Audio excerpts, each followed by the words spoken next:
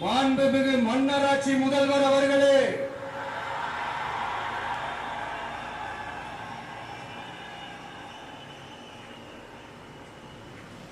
மாண்புமிகு திரு முத்துவேல் கருணாநிதி ஸ்டாலின் அவர்களே,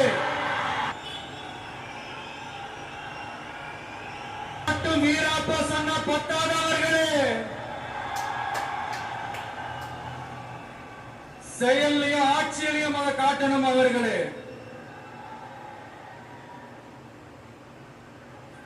ஒன்றியத்துல பாஜக ஆட்சியை ஒரு பாசிச ஆட்சின்னு அடிக்கடி அறிக்கைகள் விடுத்துவிட்டு இங்க நீங்க பண்ற ஆட்சி மட்டும் என்னவா?